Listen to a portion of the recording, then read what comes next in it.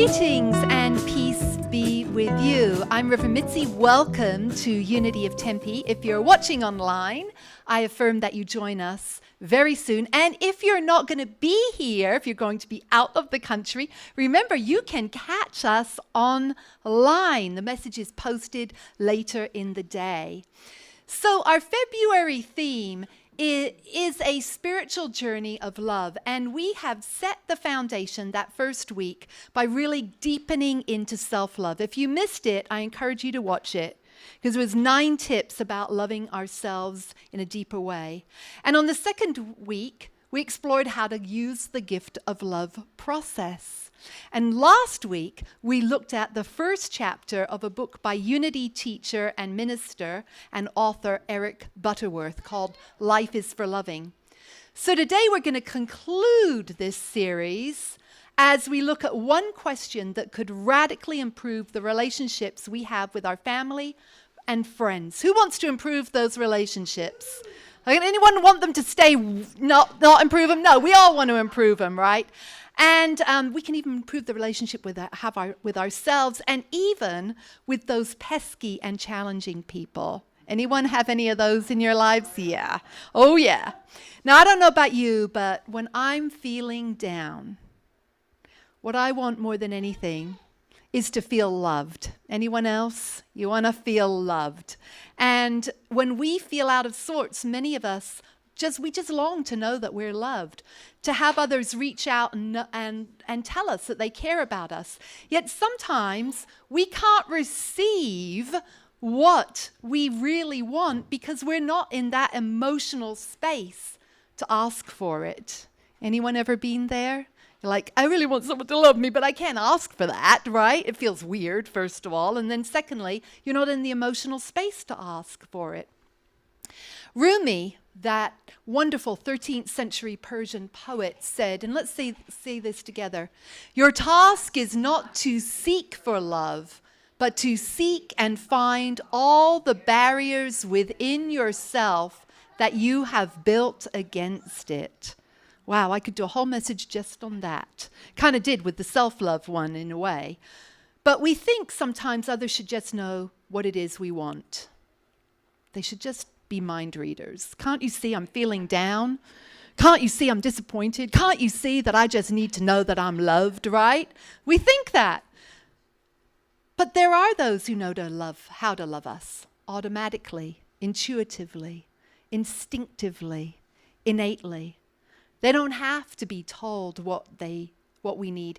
They just do it. Well, who am I talking about? Well, here's a lovely story to illustrate it. The father was a builder of houses, and he loved his job so very, very much. And as the years rolled on, he became irritable whenever anyone mentioned his advancing age, or whenever he found that he couldn't do something that he used to be able to do easily as a younger man. One day he had a heart attack, and he survived. But something inside him died. His zest, his zeal for living was gone. And he declined offers of help with sarcasm and insults, and visitors dwindled, and the father was left alone. The daughter and her husband asked the father to come live with him on their small farm. But within a week after he'd moved in, they regretted their decision. The father complained about everything. The daughter became irritable, and she took her anger and her frustration out on her husband, and so they began to fight. And one day, at her wit's end, the daughter began calling local mental health clinics. She explained the situation with her father to each of the kind voices that answered. And just when she was giving up hope, one of the voices said, you know, I just read about a study done at nursing homes where all the patients who under treatment for chronic depression had dramatically improved attitudes when they were given the responsibility for a dog. Well, the daughter drove to the animal shelter right away. And long-haired dogs and curly-haired dogs and black dogs and white dogs and multicolored dogs, every sort of dog vied for her attention. Yet none seemed quite right. And as she approached the last pen, an animal struggled to its feet. It was a multi-breed dog, a bit of this, a bit of that, scrawny and scraggly, and its muzzle was beginning to gray with age. Yet something about its calm eyes, calm, clear eyes, caught her attention. And she was told that the dog had just showed up outside the shelter 2 weeks ago, and no one had come to claim it. And as he'd been there for the allotted time, he was scheduled to be euthanized in the morning. She took the dog home.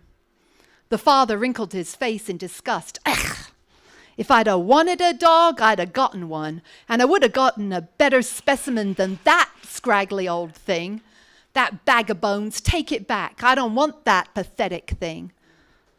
Anger rose inside the daughter. You'd better get used to him, because he is staying.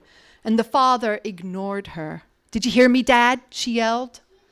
Daughter and father glared at each other, and suddenly the dog pulled free from the daughter's grasp and sat down in front of the father. Slowly, carefully, he raised his paw. The father stared at the uplifted paw. The dog waited patiently. Finally, after a long time, the father dropped to his knees and hugged the dog. The father named him Buddy, and together they spent long hours walking by the river. They even attended Sunday services together, and the father was sitting in the pew and Buddy sitting quietly at his feet. The father and Buddy were inseparable for the next 3 years, and the old man's bitterness faded, and he and Buddy made many friends. Then late one night, the daughter was startled to feel Buddy's cold nose burrowing through the bed covers. She and her husband ran to her father's room. The father lay in his bed, his face serene, but his spirit gone. 2 days later, her shock and grief deepened when she discovered Buddy lying dead beside her father's bed. At her father's funeral, she was amazed to see how many friends her father and Buddy had made. They filled the church, and the minister's eulogy was a tribute to both the man and the dog that had changed his life. He quoted Hebrews, "Be not forgetful to entertain strangers, for thereby some have entertained angels unaware." I've often thanked God for sending that angel, the minister said. For the daughter, everything became clear. The caring voice on the phone that had told her about the healing power of dogs, Buddy's unexpected appearance at the animal shelter, his immediate acceptance and devotion to the father, and the proximity of their deaths. She suddenly understood that God had answered her prayers in the form of a dog named Buddy. Now, this true story, it is a true story. Names have been changed a little bit and some of the details abridged, but it is a true story, is really about God expressing as a beloved animal angel. And it shows us how love can affect anyone in a profound and positive way, like when we have our beloved Sydney here on Sundays, or our own little felines at home, or canines, or fish, or horses, or whatever they be. And this leads us to the question that changes everything. So Catherine Newman of Whole Living magazine explored a question through a month-long experiment. And the question, originally from the late Buddhist monk Thich Nhat Hanh, is, let's say it together, Please tell me how I can love you better. Well, it's a radical and a disarming question, and it's radical in its departure of trying to get love or demanding that others meet our needs. So Catherine asked her children the question. Her 10-year-old son replied that she could love him better if he didn't have to go to bed at a certain time. And Catherine expressed concern that he'd be tired if he went to bed after 10 p.m., but let him try it. And she was really surprised to discover that he tucked himself in only a short time after she would have tucked him in. Catherine's 7-year-old daughter, Birdie, wanted assurance before answering the question that her answer wouldn't hurt her mother's feelings. And when she was reassured, Birdie asked her mom not to speak to her in a sharp and a harsh tone when she wanted her to do something, but instead use a gentle voice, a loving voice, like the neighbor used to call the dog in. So now Catherine uses this gentle sing-song voice to parent her daughter. Hey, Birdie, it's time to put away your toys. Birdie's delighted, and Catherine's stress is reduced, and her voice is saved from all of the yelling. Please tell me how I can love you better. Catherine's husband requested less criticism and less blame. Catherine found it hard to listen without being defensive, but she did her best, knowing that that was the point of asking the question. When Catherine asked her parents how she could love them better, they expressed their concern about the burden their daughter must already feel in having to care for them. And here Catherine got the opportunity to reassure them in all honesty that they were not a burden at all, that she simply craved their company and she loved them so dearly. Catherine hesitated before asking the question of Lydia, a very close personal friend, thinking that the response would be, just spend more time with me, call me more often and be more available. And Catherine was stunned when Lydia's smiling response was nothing. We're both so busy, our friendship works great the way it is. And Catherine realized that her own false assumptions had caused her undue worry. Anyone ever have false assumptions that cause you undue worry? So Catherine spent the month of the experiment happier than she'd been in a very long time. And she slept better, and the children were happier, and her husband told her that she really was loving him better. And Catherine's continuing the experiment because she realizes now that it's her life's work. She believes there's something about the way the question is phrased. Say it with me. Please tell me how I can love you better. It promotes understanding. It doesn't promise anything's going to change, but the moment the question is asked, everything has the potential to change.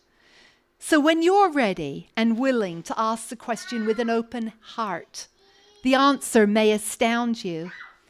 Because as we give, we receive. As we learn how to love our nearest and dearest in the ways they want to be loved, our relationships can't help but improve because we're connecting with people on their level. So are you ready to ask a loved one, or even a pesky, challenging one, the question, please tell me how I can love you better? The very nature of God is inherent in the question, but don't take my word for it. Look at what Charles Fillmore, co-founder of Unity, has to say. Let's read this together.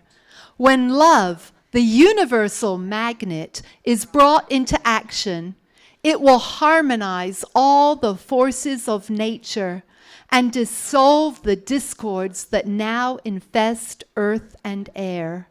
The earth shall yet be made paradise by the power of love. My goodness, we could use some of this right now, right? Absolutely. But it won't happen automatically. It happens when each person recognizes that love is what we are here for. Love. So let's ask the question that could change our lives. Please tell me how I can love you better. So I'll start. Beloveds, please tell me how I can love you better. I really want to know. So we're going to anchor this message around a beautiful spoken word. Live love. Live love like rainbows. Be beautiful, apology and promise, unashamed. Be pots of gold and folklore, unbelievable. Live love like the little engine that could. Persistent and striving. Keep trying, keep trying, keep trying. Live love like puppies. Unconditional wagging tail, best friend to Adam's sons and Eve's daughters. Live love like music. Be orchestrated symphony, harmony of heartstrings and beats. Be harmony. Live love at all cost. Like all life will be lost, like oceans will evaporate without your lamentations. Live love like healing touch. Purposeful and divine, be necessary. Live love like the deer that pants for water. Be thirsty, repentant heart. Live love like the sun. Be glorious light. Be nutrient. Be brand new mercy. Be gravity, hold it down. Be atmosphere, shift. Be magnetic pull, centrifugal force, uncontrollable truth. Be scientific and predictable. Live love, letting love exist in its own time-space continuum. It isn't to be rushed. There's room enough for all of us. Live love like it's what runs through your veins. Like your heart is on lease. Like it's the only thing you've ever learned. The image you were created in. Live love like God. Be honor, intention, resolute. Let love do its holy work. Love your neighbor. Love yourself. There is no greater command than love.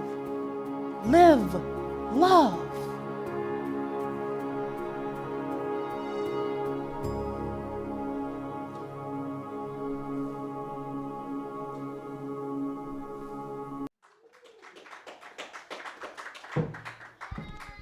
What if we started our day every day listening to that?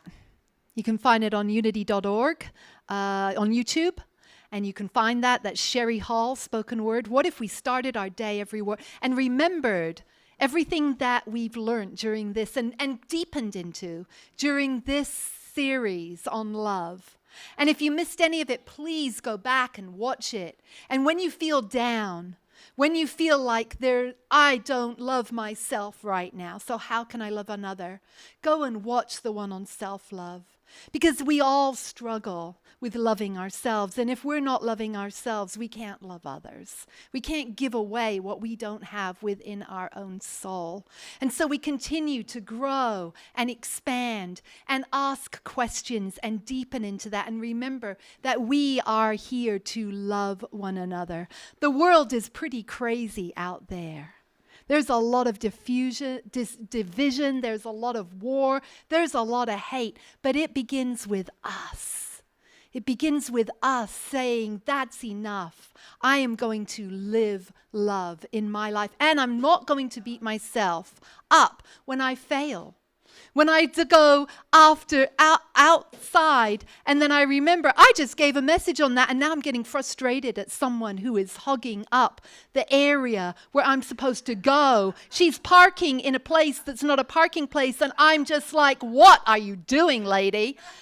And all the thoughts in my mind are not kind. But then I think, no, I don't know what's going on in her life, and so I send her love. And I recognize that at that moment I had a lapse, but I still go and love myself and say, yes, I had an awareness. I could have not had the awareness and just been cheesed off at the lady for the rest of the year. So it's an awareness, and we deepen into that love. Let us say together, I am a beloved child of God, here to be an ambassador of good. Yes, we are indeed. And so it is time to share our gifts. And so let us say the bottom part first of all. I give my tithes and offerings to God, and I reap 1,000,000-fold. Yes, indeed. And we'll say as we take our giving in our hand, whether we're doing it on phone or how we're doing it, we take it and we just affirm that. We say together, I am a joyful sharer of my good. I remember that as I give, I receive, and that God is my source. And we take a moment now to also breathe in and feel like what a blessing it is that we have things to give. There are people around the world who have nothing to give, and so we're blessed, Divine Spirit. We're so blessed to have things to give, to share, to support our spiritual community. We're so blessed, Divine Spirit. We know that as we give, we receive, and we know this is so. Thank you, God, and so it is. And if you're watching online or if you're not here in person, you can also set up Zelle and PayPal. You can also give monthly or weekly if you're gone as well. So we really appreciate that. Yes, thank you, thank you. We bless the giver and the receiver and the stewardship of their use. Amen. And for every prayer that has ever been in the prayer box or any prayer that ever will be in the prayer box, we are grateful. And we have a testimony today. Yes. Come on, Kent. Come tell us. I'm going to give you this right here. You know what? Come on up. Careful. There you go. Can you make it up there? Yep. Okay, there you go. I have a friend of mine who's been trying very, very long to be employed in the airline industry. So last week she filled out a prayer request and we put it in the box. 24 hours later, 3 airlines offered her a job and interview.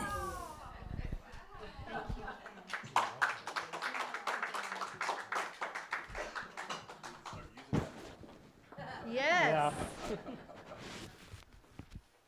And you can send prayer requests in to be filled out even if you're not here in person. If you're out of the country, all you have to do is text me or just I can get you a copy of the prayer request. You can text it back.